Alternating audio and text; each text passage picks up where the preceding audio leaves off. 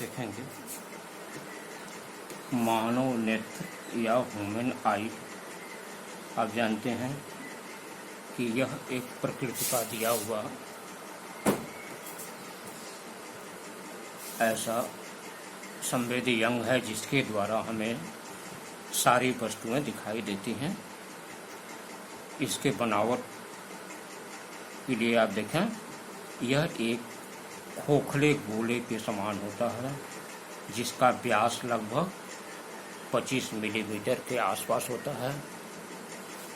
इसका बाहरी आवरण सफ़ेद रंग का होता है।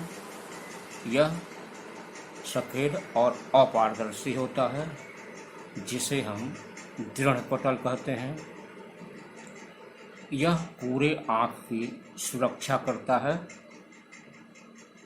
इसके बाद इसके अंदर की तरफ एक काले रंग की झिल्ली होती है। इस काले रंग की झिल्ली को हम रक्तक पटल या कोरोइड कहते हैं। यह काले रंग के होने के कारण प्रकाश को अपने अंदर अवशोषित करता है, साथ साथ आंतरिक परावर्तन को भी रोकता है। यदि अंदर प्रकाश आता है तो उसका परावर्तन नहीं होने देता है। रक्तक पटल के बाद अंदर की एक पारदर्शी सतह होती है और यह सिराओं से, प्रकाश सिराओं से बनी होती है जिसे हम रेटिना कहते हैं। इस पर प्रतिबिंब बनता है और इससे जो है प्रकाश सिराएं इससे निकल करके जो है प्रकाश सिरा निकल करके और मस्तिष्क हो जाती है। हम जानते हैं कि इस रेटिना के भाग में एक बिंदु होता है जिसे हम पीत बिंदु कहते हैं। पीत बिंदु सबसे स्पष्ट चित्र पीत बिंदु पर ही बनता है और जहाँ से सिराएं मस्तिष्क में जाती हैं उसको जो है वहाँ पर एक बिंदु होता है जहाँ इसको हम आंध्र बिंदु कहते हैं। इस आंध्र बिंदु की सुग्राह्यता बहुत ही कम होती है और यहाँ से प्रकाश जो है या यहाँ से प्रतिबिंब का कोई भी भाग नहीं बनता। इसके बाद देखेंगे कि इसके अगला सतह जो होता है यह थोड़ा सा उभरा हुआ होता है। इसे हम उभरे सतह को कार्निया कहते हैं।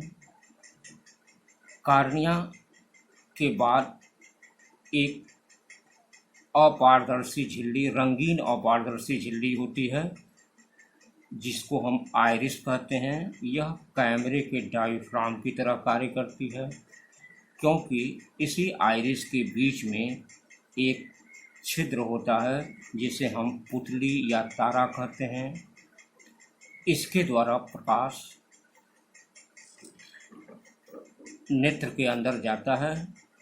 यह पुतली यदि अधिक प्रकाश होता है तो आइरिस के द्वारा ऐसा कंट्रोल किया जाता है कि यह छोटा हो जाए जिससे कम प्रकाश जाए, और यदि कम प्रकाश है तो यह फैल करके बड़ा हो जाता है।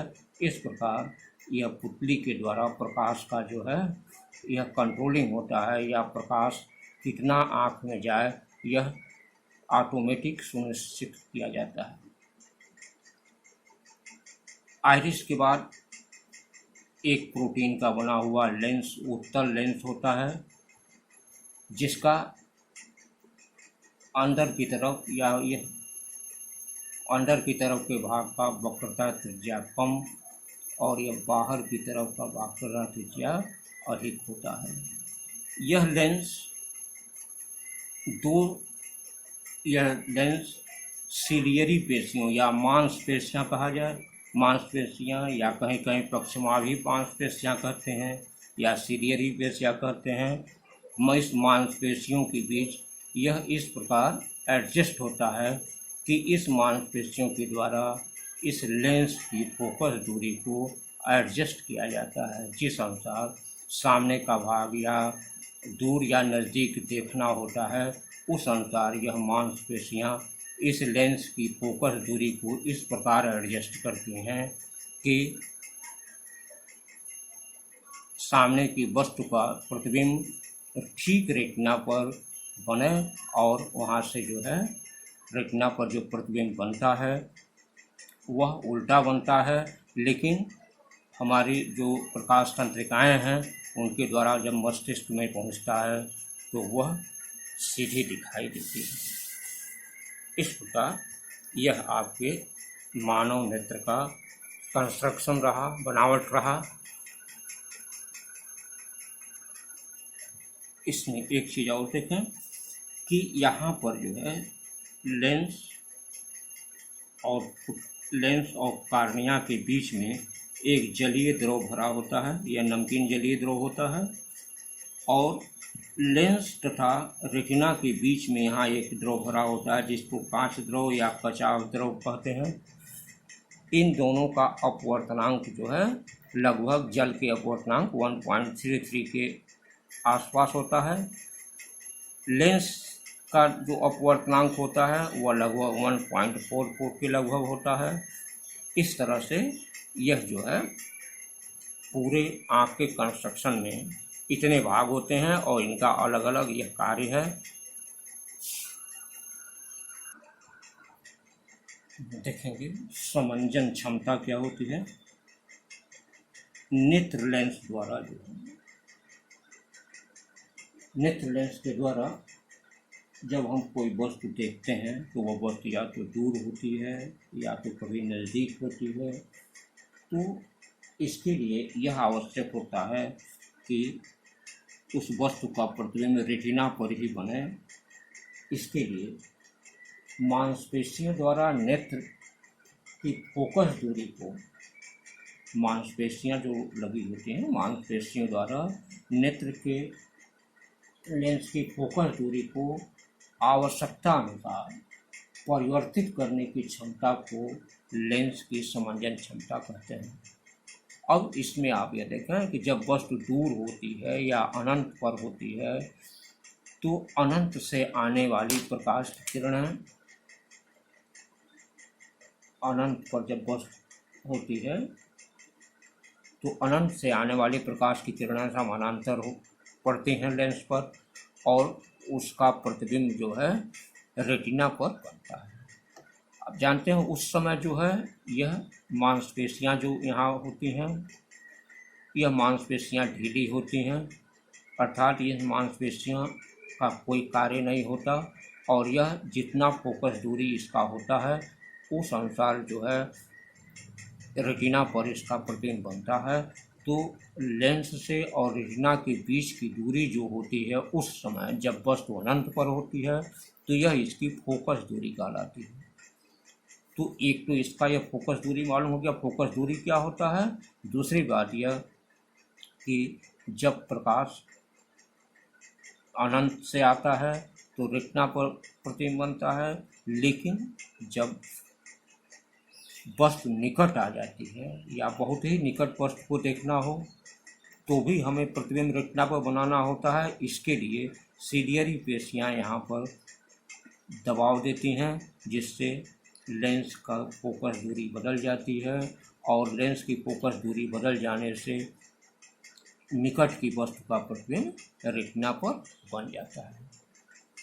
यहाँ पर एक चीज़ और देखेंगे कि नेत्र का दूर बिंदु क्या होता है और निकट बिंदु क्या होता है। नेत्र से अधिकतम दूरी पर स्थित वह बिंदु जिसे नेत्र बिना समंजन क्षमता लगाए स्पष्ट देख सकता है वह इसका दूर बिंदु कहलाता है। इस बिंदु से नेत्र की दूरी स्पष्ट दृष्टि की अधिकतम दूरी कहलाती है और इसीलिए इसको अनंत माना जाता है। स्पष्ट दृष्टि की अधिकतम दूरी जो होती है वह दूर बिंदु होती है और वह इसलिए यह अनंत माना जाता है स्वस्थ मनुष्य के लिए। इसी प्रकार नेत्र का निकट बिंदु जो है वह निकटतम बिंदु जिसे नेत्र अपने अधिकतम समंजन क्षमता यहाँ पर लगा करके और वस्तु का प्रतिबिंब रेटिना पर बनाती है, नेत्र का निकट बिंदु कहलाता है। नेत्र से इस बिंदु की दूरी अस्पष्ट दृष्टि की न्यूनतम दूरी होती है और यह स्वस्थ मनुष्य के लिए 25 सेंटीमीटर होता है। तो यह दोनों अस्पष्ट दृष्टि की न्यूनतम दूरी इसको कहते हैं। अस्पष्ट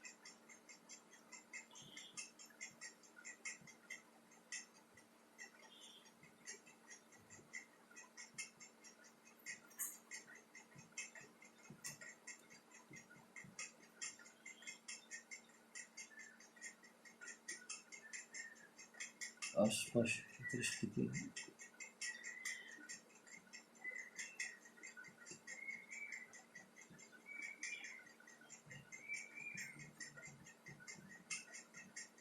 इस तरह से आप ये देखेंगे कि अस्पष्ट दृष्टि की अधिकतम दूरी अनंत और अस्पष्ट दृष्टि की न्यूनतम दूरी यह 25 सेंटीमीटर होती है।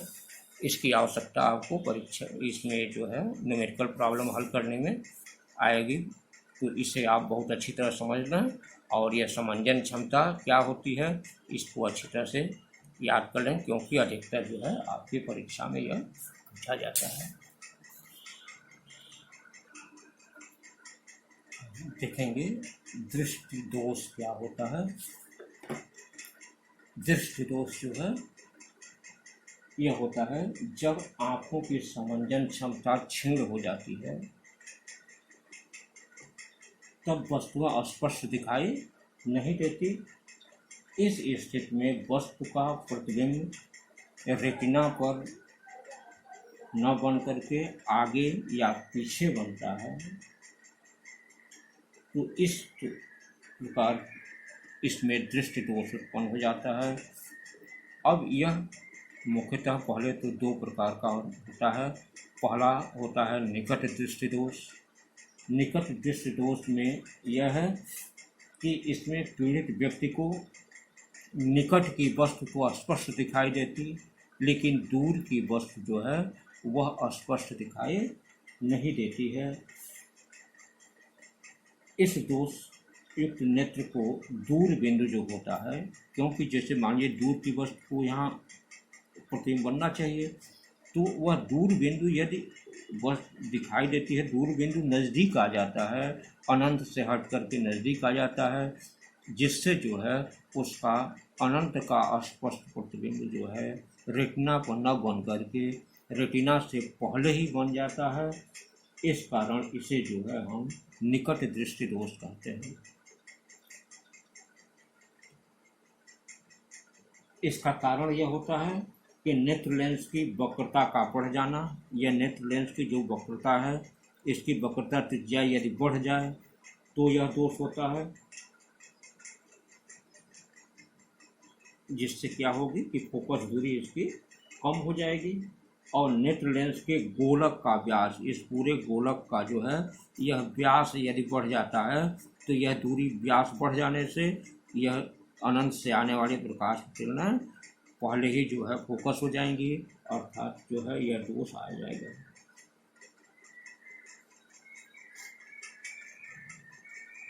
इसके निवारण के लिए क्या करते हैं? इसके निवारण के लिए जो है उचित फोकस दूरी का हम अवतल लेंस यहाँ प्रयोग करते हैं। आप जानते हैं कि अवतल लेंस क्या करता है कि अनंत से आने वाली प्रकाश या अनंत से आने वाली किरणों का प्रतिबिंब जो है वह ऐसे स्थान पर बना देगा जहाँ पर उसका दूर बिंदु है। तो जहाँ दूर बिंदु होना चाहिए, यदि वहाँ स्पष्ट चित्र अनंत से का बन जाता है तो इसका मतलब कि नेत्र द्वारा जो है उसका प्रतिबिंब रेटिना पर बन जाएगा, वह पहले नहीं बनेगा। तो हम इसके लिए यही प्रयोग करते हैं इसके निवारण के लिए कि निकट दृष्टि दोष के लिए एक अवतल लेंस लगा देते हैं और यह अवतल लेंस जो है अनंत से आने वाली प्रकाश किरणों का प्रतिबिंब इसके दूर बिंदु पर बना देता है जहाँ उसको स्पष्ट दिखाई देता है और इस प्रकार वह जो है उसका प्रतिबिंब स्पष्ट रेटिना पर बन जाता है और इस दोष को हम निकट दृष्टि दोष कहते हैं और इसको इस प्रकार हम दूर करते हैं। हम दूसरा देखेंगे दूर दृष्टिदोष।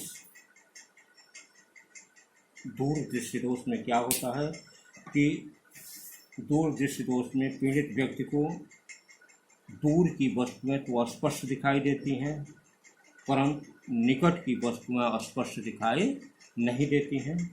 इस दोष युक्त नेत्र का निकट बिंदु 25 सेंटीमीटर से अधिक दूर हो जाता है। मतलब वस्तु का जो निकट बिंदु होता है वह दूर हो जाता है।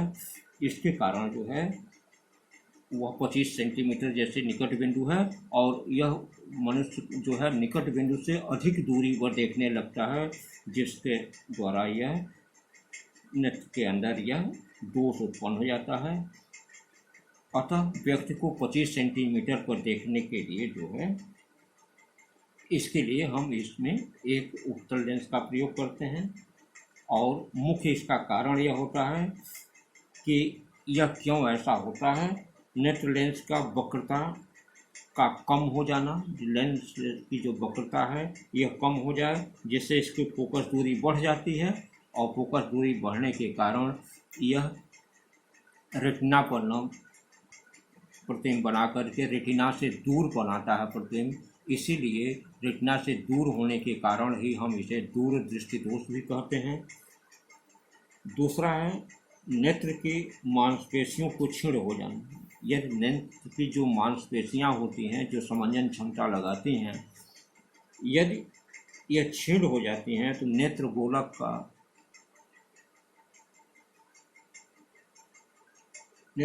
का व्यास जो है यह कम हो जाता है। नेत्र गोलक का यदि यह व्यास कम हो जाए तो भी क्या है, प्रतिबिंब रेटिना से हट करके दूर बनेगा। इसके कारण ये होता है।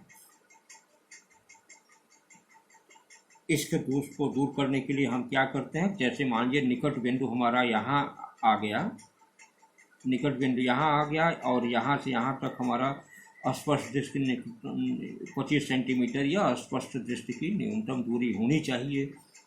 और व्यक्ति को यहाँ दिखाई दे रहा है तो हम यहाँ बीच में एक उत्तल लेंस लगा देते हैं। यह उत्तल लेंस यहाँ 25 सेंटीमीटर वस्तु का प्रतिबिंब वहाँ बना देता है जहाँ व्यक्ति को स्पष्ट दिखाई दे देता है। इस तरह से इस प्रतिबिंब से चलने वाली प्रकाश की किरणें रेटिना पर स्पष्ट चित्र बना देती हैं। इस प्रकार इसका जो है इस दोष को हम इसका निवारण कर लेते हैं। यह मेथड है दृष्टि दोष दूर करने का। इसके अलावा कुछ दृष्टि दोष और आते हैं, जैसे जरा या दूर दृष्टिता होती है, जरा दूर दृष्टिता। इस दोष में क्या होता है कि जरा दृष्टिता में आयु में वृद्धि के साथ जब नेत्र की मांसपेशियां दुर्बल हो जाती हैं, जिस कारण नेत्र की समंजन क्षमता घट जाती है, जिससे व्यक्ति को दूर अथवा निकट या दोनों ही स्थानों की वस्तुएं स्पष्ट दिखाई नहीं देती, तो इसे जरा दूरदृष्टिता कहते हैं। और जरा दूरदृष्टिता जो है अधिकतर यह जो है उम्र बढ़ने के साथ जो है यह दृष्टि दोष आता है, जिसमें दोनों तरह के दोष आ जाते हैं। दूर दृष्टि दोष भी आ जाता है और निकट दृष्टि दोष आ जाता है। इसके लिए हम दो तरह के लेंस का प्रयोग करते हैं। निकट दृष्टि दोष को दूर करने के लिए चश्मे के ऊपरी भाग में अवतल लेंस का प्रयोग करते हैं, तथा दूर दृष्टि दोष को दूर करने के लिए चश्मे के निचले भाग में हम उत्तल लेंस का प्रयोग करते हैं। इस तरह से जरा दूर दृष्टि को है दूर किया जा सकता है। इसके बाद एक आता है दोष अबिंदुता। इस दोष में समान दूरी पर रखी क्षैतिज और ऊर्ध्वाधर वस्तुएं एक साथ स्पष्ट दिखाई नहीं देती। इस दोष के कारण एक ही दूरी पर रखे क्षैतिज तथा ऊर्ध्वाधर वस्तुएं रेटिना पर एक साथ फोकस नहीं होती। जैसे मान लीजिए हम कोई धारीदार चीज़ ऐसे देख रहे हों, तो इसमें क्या होता है कि या तो ऊर्ध्वाधर स्पष्ट दिखाई देगा तो क्षैतिज नहीं, या क्षैतिज स्पष्ट दिखाई देगा तो ऊर्ध्वाधर नहीं। इस दोष को दूर करने के लिए जो है बेलनाकार लेंस की आवश्यकता होती है, और उसके द्वारा उस दोष को दूर करते हैं। इसके बाद एक दोष आता है वर्णांधता। इस प्रकार के दोष में मनुष्य के नेत्र कुछ निश्चित रंगों के प्रति ही सुग्राही होते हैं, मतलब हर रंग जो है स्पष्ट नहीं दिखाई देता, और कुछ रंग दिखाई देते हैं, कुछ रंग जो है नहीं दिखाई देता। इस तरह का दोष जो है जन्मजात आ जाता है, और यह जो है मनुष्य के अंदर जो है रेटिना पर जो हमारी कोशिकाएं बनी होती हैं उनके कारण यह होता है। इसीलिए यह दोष जो है यह जन्मजात माना जाता है।